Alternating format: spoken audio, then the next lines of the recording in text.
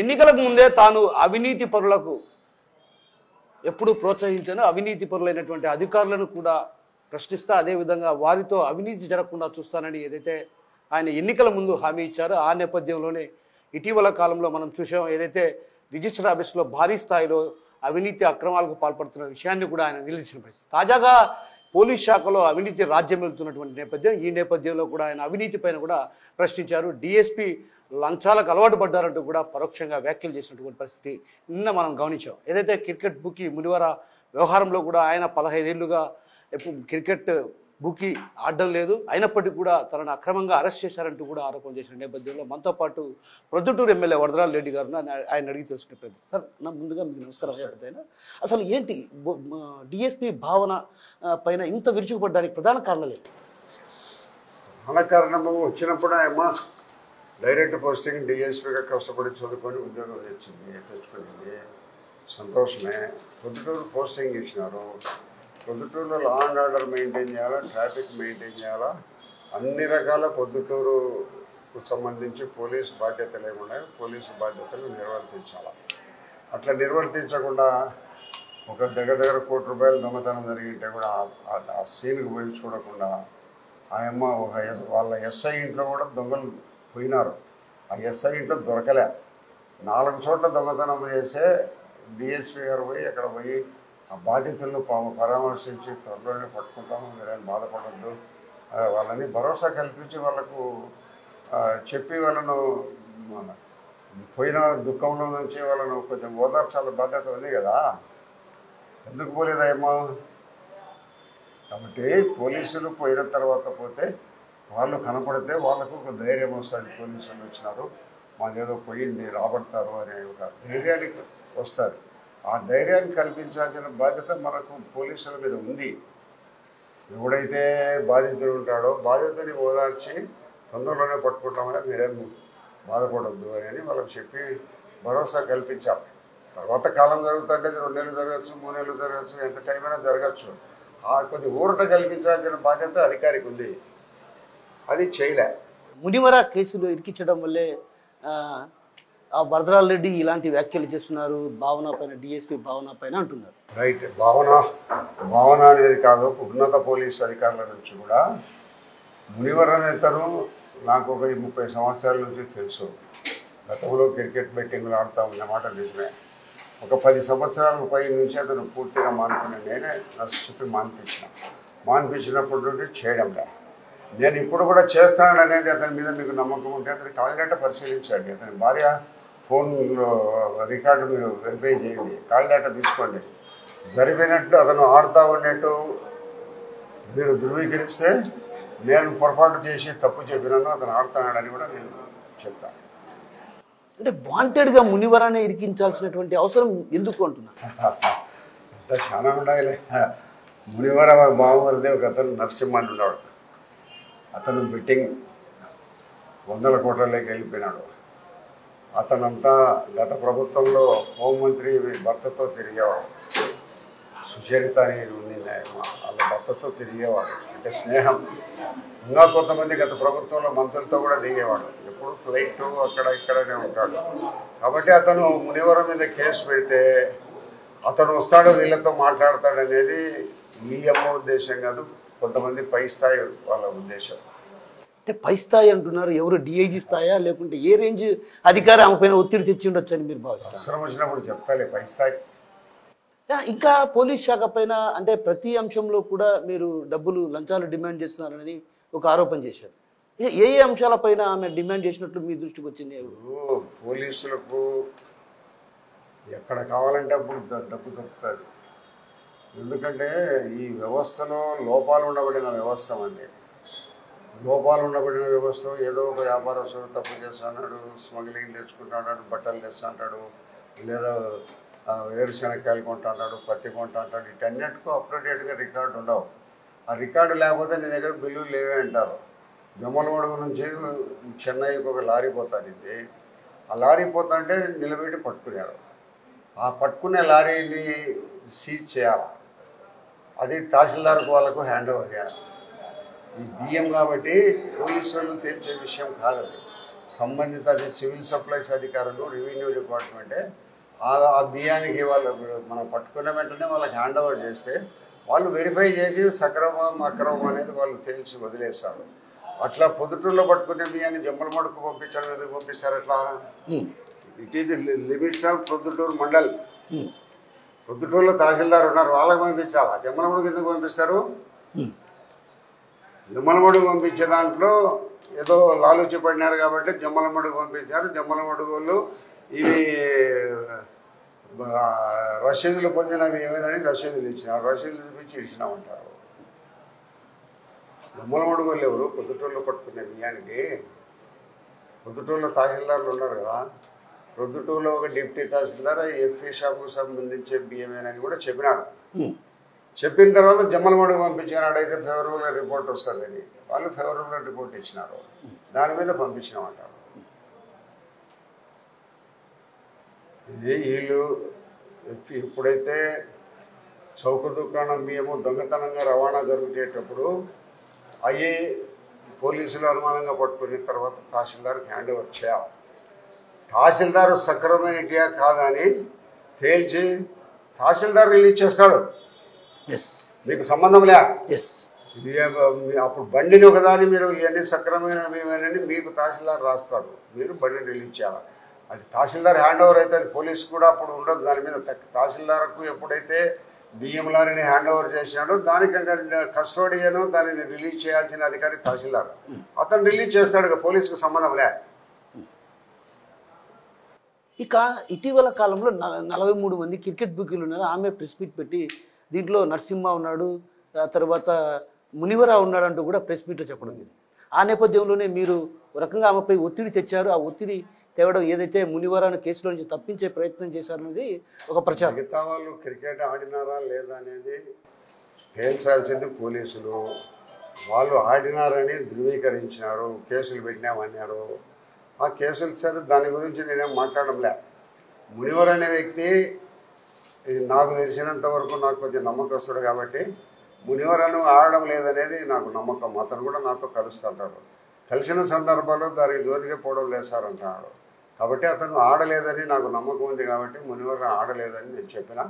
అతని cell phone call data తీసుకోండి, ఎక్కడన్నా ఉంటే దానికి సమాధానం చెప్తామని కూడా చెప్పిన. అంటే డిఎస్పీగా బాధ్యతలు తీసుకున్నప్పుడు మిమ్మల్ని నేరుగా కలవడం జరిగింది, మీ ఇంటికి రావడం జరిగింది, మీరు కూడా కొన్ని సూచనలు ఇచ్చారు. ఏదైతే ప్రొద్దుటూరులో అవినీతి రహిత పొద్దుటూరుగా మార్చాలన్నటువంటి భావన కూడా వ్యక్తం చేశారు. ఆ దిశగా అడుగులు వేస్తుందని మీరు భావించారు. మరి ఎందుకు ఇదంతా జరుగుతుంది? నేనేదో సమాజానికి ఉపయోగపడులు చేయండి, లా అండ్ ఆర్డర్ మెయింటైన్ చేయండి, ట్రాఫిక్ మెయింటైన్ చేయండి, మన ఎక్కడైనా బయట నుంచి వచ్చిన దొంగతనాలు 5-6 దొంగతనాలు జరిగినాయి, దొంగతనాల మీద ప్రత్యేక శ్రద్ధ పెట్టండి అని కూడా చెప్పినాం. అది మనం చెప్పిన అధికారి చేయాలి కదా, చేయలేకపోయి అక్రమాలకు పాల్గొంటున్నారని నేను ప్రెస్ పెట్టినా.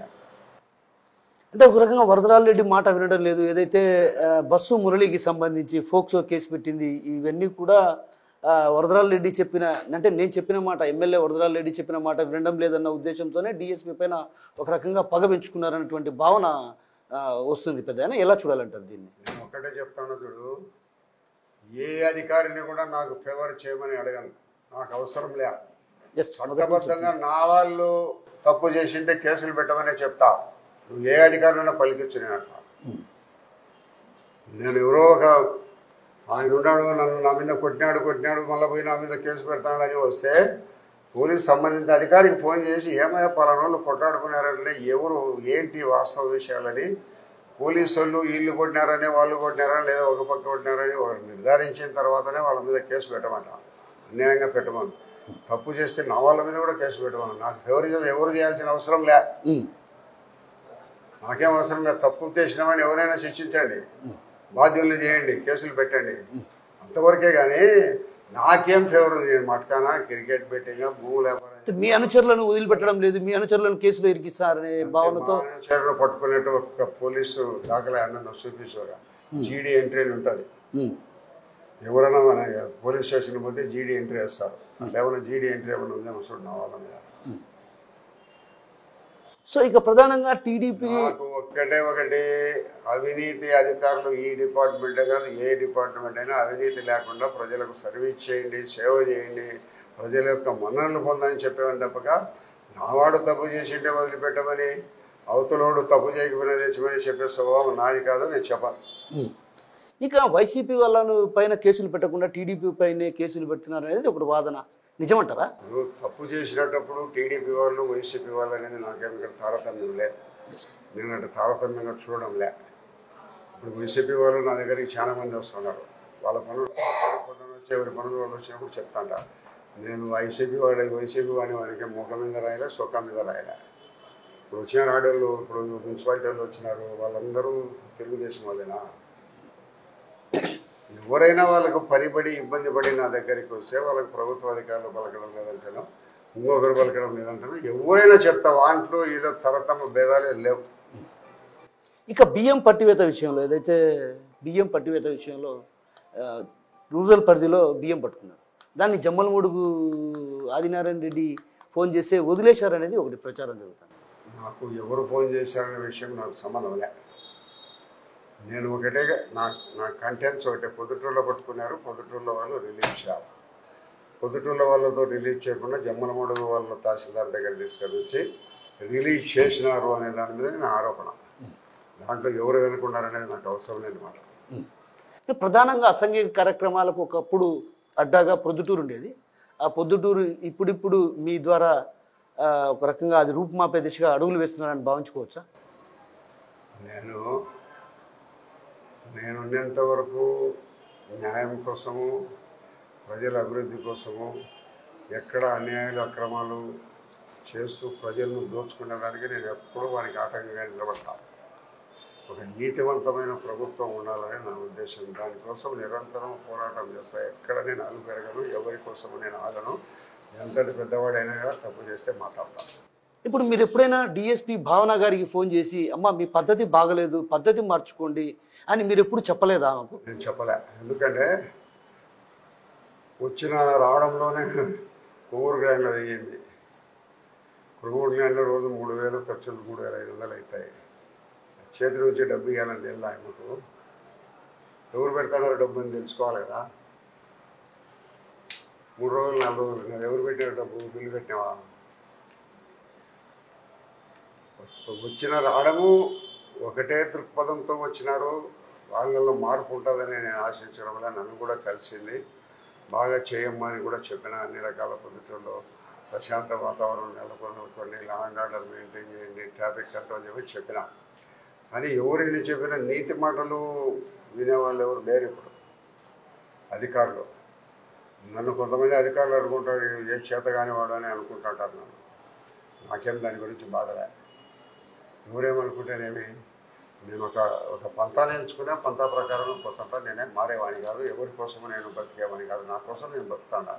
ఒక ప్రజాప్రతినిధిగా ఇక్కడ మీరు ఎమ్మెల్యేగా ఉన్నారు కాబట్టి ఇక్కడ ఉన్నటువంటి డిఎస్పీ కావచ్చు, పోలీసులు ఎవరైనా తప్పు చేస్తే బాధ్యతగా ప్రశ్నించాల్సినటువంటి అవసరం మీ మీద ఉంది. కాబట్టి వాళ్ళకి ఫోన్ చేసి ఎందుకు మీరు ప్రశ్నించలేకపోయారు? ఎందుకు ఇంత అవినీతి జరుగుతుంది, మీ పద్ధతులు మార్చుకోకపోతే నేను చంద్రబాబు దృష్టికి తీసుకెళ్తాను అని ఎందుకు మీరు ఆ విషయాన్ని వాళ్ళకి డైరెక్ట్గా చెప్పలేకపోతున్నారు?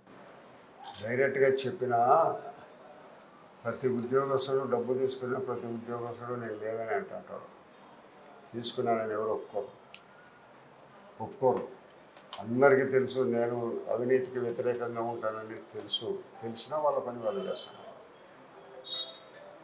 నేను చెప్పే ఊరికే నా మాట వేస్ట్ చేసుకునే దానికి చెప్పాలి. నేను అంటే పుత్తూరు మందలిస్తే మార్పు రావచ్చునేమో కదా. ఏం కాదు, ఆ అమ్మ కష్టపడి చదువుకొని గ్రూప్ 1 పాస్ అయ్యి డిఎస్పీ పోస్టు తెచ్చుకున్నది. ట్రైనింగ్ అయిపోయింది. వాళ్లకు కొన్ని రకాల నిబంధనలు ఎక్కడ పోలీసు వ్యవస్థలో ఎట్లుండాలా, మీ విధానాలు ఏంటి, మీ పద్ధతులు ఏంటి అని వాళ్ళు ట్రైనింగ్లోనే అన్నీ చెప్పిట్టారు. అవన్నీ చెప్పినా వచ్చి వారం రోజులకే వైలేట్ చేసింది.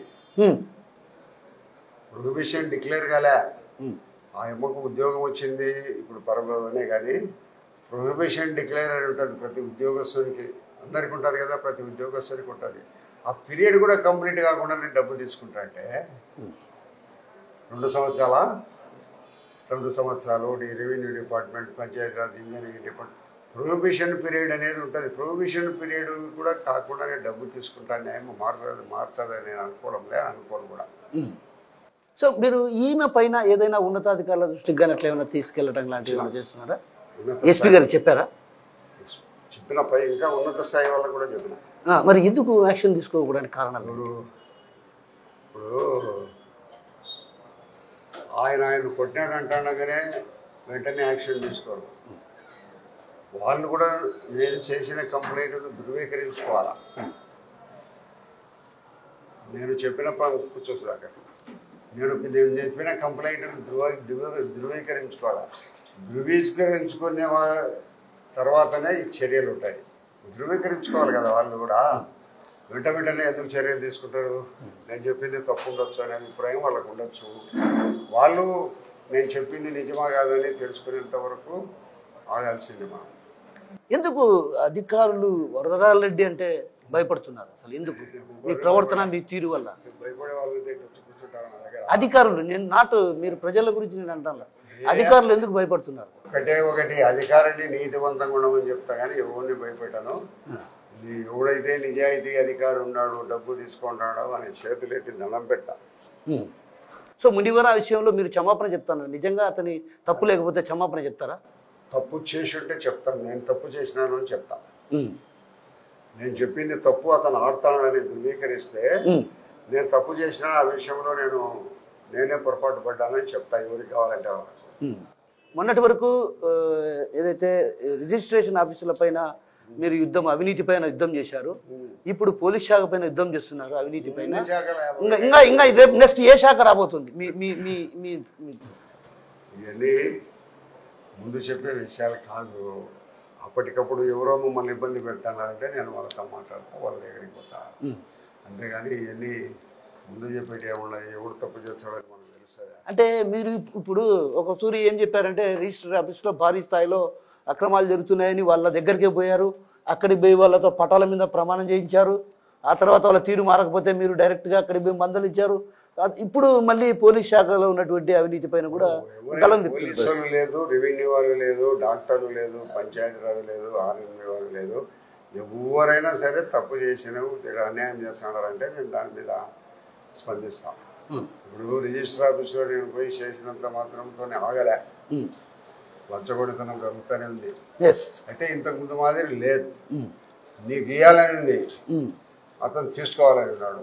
ఎవరు మాపుతాం మేమిద్దరు మీద.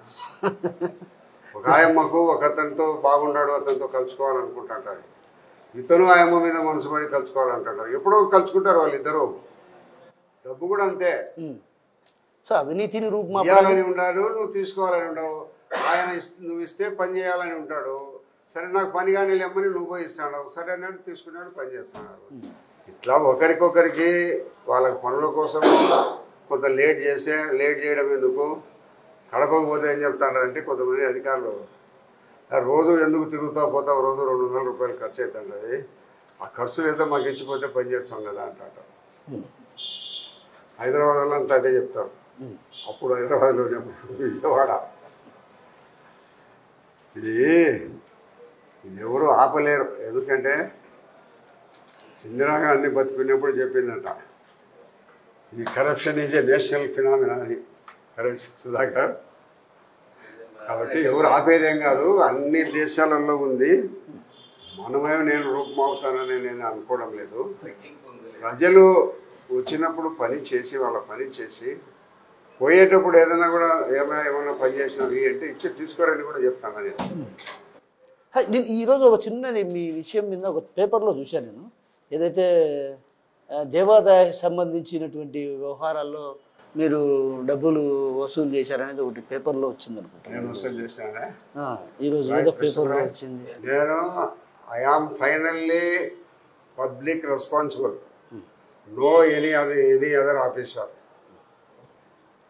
నేను పబ్లిక్ జవాబు చెప్తా.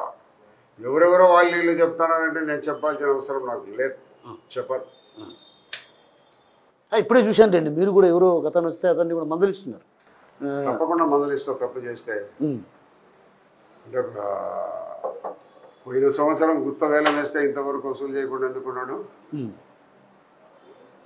అసలు వేలం వేసిన వెంటనే 1 సంవత్సరం డబ్బు కట్టిన తర్వాత భూమిలో దిగాల.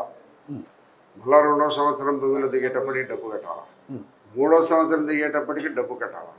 ఆ కట్టాల్సిన డబ్బు కట్టించుకోకుండా పోవడం తప్పు కదా తండ్రి ఇవ్వది. దాని మీదే అరుస్తాను నేను. ఎవరైనా కూడా ఒకటి కొన్ని వందల సంవత్సరాల కిందట పూర్వీకులందరూ బట్టలు కట్టుకోకుండా తిండి తిప్పలు లేని ఉండబడిన ఆ కాలము వ్యవస్థలో పెద్ద పెద్ద బండరాళ్ళు తీసుకొని వచ్చి దేవాలయాలు నిర్మించి ఆ దేవాలయాలకు రాబోయే తరాల వాళ్ళకు ఈ దేవాలయాలు ఉండాల, దేవునికి దగ్గర అయ్యే ప్రయత్నం చేయాల ప్రజలందరనే ఉద్దేశంతో పెద్ద పెద్ద బండరాళ్ళు తెచ్చి దేవాలయాలు కట్టి ఆ దేవాలయాలు కట్టి పోయేటప్పుడు వచ్చే మన వాళ్ళందరం దాని ఆలన పాలన మంచి చెడ్డను చూస్తామో లేదో దీప నైవేద్యాలు చేస్తారో లేదని వాళ్ళు సర్వస్వము దేవాలయానికి రాయించిపోయినారు. అట్లాంటి తింటారే నా కొడుకులు వీళ్ళు. వాళ్ళ ఆశయం ఏమి? వాళ్ళకు పెళ్ళాం బిడ్డలు లేరా? వాళ్ళకు ఉండబడిన ఆ దేవుని మీద ప్రేమతో మమకారంతో పెద్ద పెద్ద బండరాలు అట్లాంటి అన్ని రవాణా సౌకర్యం లేని కాలంలో తీసుకొని వచ్చి కట్టి మనకు స్వాధీనం చేసి మనమందరం దాంట్లో దీప నైవేద్యాలు సున్నము గిన్నం కొడతామో లేదో కసులు తగ్గుతామో లేదో అనే ఉద్దేశంతో భూములు రాయించిపోయి ఆ భూముల్లో వచ్చిన డబ్బుతో దాన్ని మెయింటైన్ చేయమని పెట్టిపోయినారయా. అవి తినేదానికే మనం ఉండేది. కొంతమంది తింటున్నారు, వాళ్ళకు నేను వ్యతిరేకం. అవునయా, ప్రధానంగా గతంలో ఇక్కడికి ఎవరైనా అధికారం రావాలంటే కప్పం కట్టి ఇక్కడికి వచ్చే పరిస్థితులు ఉండేది. నేనేమంటున్నానంటే ఇప్పుడు అధికారులు ఇక్కడికి రావడానికి కొందరు భయపడతారు. గత కాలంలో ఎవరి ఏరియాలన్నా టెండర్లు కోసం పోవాలంటే వాళ్ళతో మాట్లాడుకొని టెండర్లు వేసుకునేవాళ్ళు. మా ప్రొద్దుటూరులో ఈరోజు చెన్నై వాడు, కర్ణాటక వాడు, మహారాష్ట్ర వాడు ఎవరైనా వచ్చి టెండర్లు వేసుకోవాలి. ఆంక్షలు లేవు ఇక్కడ. నువ్వు వేయొద్దు అని చెప్పే పరిస్థితి ఇక్కడ లేదు. ఎవరైనా వేసుకోవచ్చు. సో మొత్తానికి అధికారులు భయపడడానికి కారణం కేవలం వరదరాజు రెడ్డి. ఎందుకు భయపడతారు అంటే మీరు అవినీతి పైన పోరాటం చేస్తున్నారు. వాళ్ళు ఏదైనా అడిగితే అదేదైనా పని చేయాలంటే కూడా ఒక రకంగా మీ ఏటుకు భయపడే పరిస్థితి వచ్చేసింది అనేది భావన అధికారులు. ఒక ప్రభుత్వ ఉద్యోగస్తుకి ఉద్యోగం ఇచ్చిన తర్వాత ఏ డిపార్ట్మెంట్ అయినా కూడా ఒక బెంచ్ ఇచ్చినారు, కుర్చీ ఇచ్చినారు, ఫ్యాన్ ఇచ్చినారు, ఇట్లా కొడితే బిల్ అటెండర్ ఇచ్చినాడు, జీతం ఇస్తున్నారు 1 లక్ష రూపాయలు. నీకు ఒక పరిస్థితి ప్రభుత్వం కల్పించింది. ఎందుకు నువ్వు ఉద్యోగం ఇచ్చినారు? మా యొక్క వచ్చిన ఇబ్బందులు, మా యొక్క సమస్యలను పరిష్కారం చేసే దానికోసం నీకు ఎన్ని ఇచ్చినారు. ఆయన కూర్చుంటేదానికి కుర్చీలే. నువ్వు అధికారిగా గుర్తింపు విన్నావు కాబట్టి కుర్చీ ఇచ్చినారు, బెంచ్ ఇచ్చినారు, ఫోన్ ఇచ్చినారు. ఫోన్కు డబ్బులు కడుతుంది గవర్నమెంట్. మరి మాకు పని చేయవా నువ్వు? అంతే కదా మేము అడిగేది. ఇంత సౌకర్యం ప్రభుత్వం కల్పించినా కూడా మళ్ళా డబ్బులు కావాలా, లంచాలు కావాలా అనుకోవడం ఏంటిది? నీకు కావాలంటే ఎవరు ఉద్యోగం ఇయ్యరు. నిజంగా నేను చెప్తాడా, ఉద్యోగం సంపాదించుకున్నారు, కంటెస్ట్ రాసినారు, లెటర్ తీసుకున్నారు, ఉద్యోగం వస్తే వాళ్ళకి వచ్చింది. ఇన్ని సౌకర్యాలు కల్పించింది. మాకు పని చేయమని ఇచ్చినారు.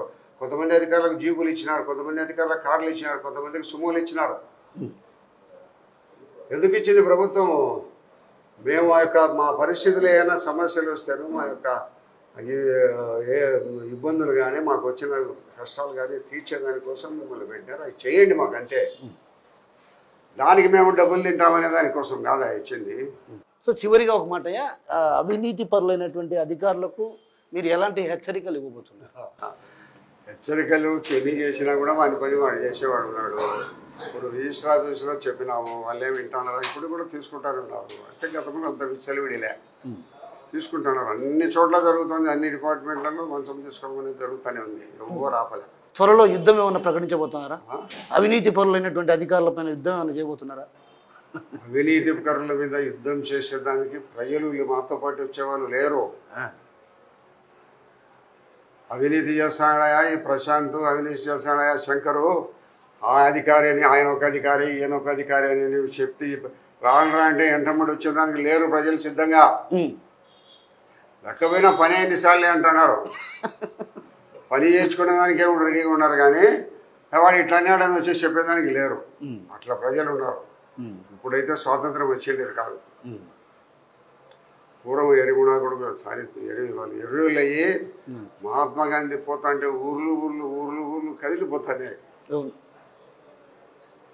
వాళ్ళు ఎర్రి ప్రజలు. నేను పంజాబ్ పోయినా, జిలియన్ వాళ్ళ పోయి చూద్దామని అదే పనిగా పోయి దాదాపు 2-3 గంటల చుట్టూ అంతా తిరిగిన.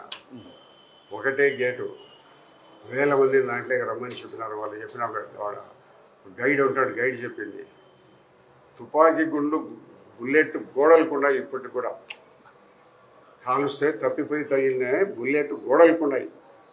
మొత్తం వందల వేల సంఖ్యలో బుల్లెట్ గోడలు తగినట్టే తప్పిపోయి తగిలిన బుల్లెట్ అది. మనుషులను చంపేసి బావిలో వేసారు అక్కడనే వందల మందిని. వాళ్ళు స్వాతంత్రం కోసం మారేది ఇట్లా లంచగొండి వాళ్ళ కోసం కాదు, వాళ్ళు స్వాతంత్రంలో పాల్గొని ప్రాణాలు అనిపించింది. ఇప్పుడు ఏం లేదు, ఎవడో ఒక లాఠీ తీసుకుంటే పరుగు పారాయణ మనకెందుకు. దయ్యర్ అనేవాడు అంత క్రూరత్వంగా కాల్చి చంపిన స్వాతంత్రం కోసం పోరాడిన వాళ్ళందరూ ఉన్నారు. మనం ఏంది పుట్టగోసికాలకు మనం ఏం చేస్తామని చెప్పు. వాళ్ళు ఇచ్చిపోయిన దయాదాక్షిణ్యం వల్ల వాళ్ళు ఇచ్చిపోయిన స్వతంత్రం కాలంలో మనం బతుకుతున్నాం. మనట్టు ఇప్పుడు వెదవుల కోసం వాళ్ళు అయితే పోరాడేవాళ్ళు కాదు, ఇప్పుడైతే స్వాతంత్రం వచ్చేది కూడా కాదు. సో మొత్తానికి పోలీసు లాఠీ తీసుకుంటే పరిగెత్తారు, లేచిపోతుంటారు అంతే. ఇప్పుడు పోలీసుల మీద తిరగబడతారు కదా, ఇప్పుడు పోలీసుల మీద తిరగబడే ఎవరో వాళ్ళ సొంత సమస్యలు ఉంటే తిరగబడొచ్చునేమో, కానీ స్వాతంత్రం కోసము 10 మంది కోసం తిరగబడేవాళ్ళు ఇప్పుడు ఇప్పుడు ఇప్పుడు ఇప్పుడు పోలీసు వ్యవస్థ వాళ్ళ సొంత పనుల కోసం తిరగబడతారు, వాళ్ళ లాభం కోసం తిరగబడే వాళ్ళే కానీ సమాజం కోసము ప్రజల కోసము పోరాటం చేసేవాళ్ళు ఎవరు లేరు. టంగుటూరి ప్రకాశం పంతులు కాలుస్తాము ఉద్యమంలో అంటే ఇక్కడ కాల్చుకోమని రమ్మిచ్చిపోయినాడు. సో మొత్తం మీద అవినీతి పరులైనటువంటి అధికారులకు తాను ఒక చిన్న సలహా ఇస్తున్నా, జ్ఞానంతో బతకాలి. ఏదైతే ప్రభుత్వం ఉద్యోగం ఇచ్చింది, కుర్చీ ఇచ్చింది, జీతం ఇస్తుంది, ప్రజల కోసం పనిచేయాలని తాను కోరుతున్నా కానీ ఎప్పుడు కూడా అవినీతి రహితమైనటువంటి అధికారులకు తాను ఎప్పుడు కూడా అండగా ఉంటాను. అయితే మునివర కేసు వ్యవహారంలో మాత్రం మునివర తప్పు చేసింటే మాత్రం ఖచ్చితంగా నేను క్షమాపణ చెప్తాను. అయితే మునివర వ్యవహారంలో కూడా డిఎస్పీ తప్పటి అడుగులు వేస్తున్నారు. పూర్తి స్థాయిలో సమగ్రంగా విచారించి చేయాల్సిన పరిస్థితి. మరోవైపు డిఎస్పీ ఏదైతే తన ప్రొహిబిషన్ డిక్లేర్ కాకముందే ఆమె అవినీతి మరకలు అంటించుకున్న పరిస్థితి, ఈ నేపథ్యంలో ఆమెకు ఉద్యోగ భద్రత కూడా తక్కువగానే ఉంది. ఇలాంటి పరిస్థితుల నేపథ్యంలో ఉన్నతాధికారులు కన్నా వీటిపైన సమగ్రంగా విచారించాలి. ఇప్పటికే నేను అధికారులకు ఫిర్యాదు చేశాను. పోలీస్ శాఖ అవినీతి మరకలు అంటుకున్నటువంటి పరిస్థితి నుండి బయట వేయాల్సినటువంటి బాధ్యత ఉన్నతాధికారులపై ఉంది. ఆ దిశగా అడుగులు వేయాలన్నటువంటి విషయాన్ని మనతో పాటు ఉన్నటువంటి ఎమ్మెల్యే వరదరాల్ రెడ్డి గారు చెప్తున్నారు. కెమెరా హరితో కిషోర్, RTV ప్రొద్దుటూరు నుంచి. మరిన్ని వీడియోస్ కోసం ఛానల్ ని సబ్స్క్రైబ్ చేయండి. లేటెస్ట్ అప్డేట్స్ కోసం వాట్సాప్ ఛానల్ ని ఫాలో అవ్వండి. ఆ లింక్ డిస్క్రిప్షన్ లో ఉంది.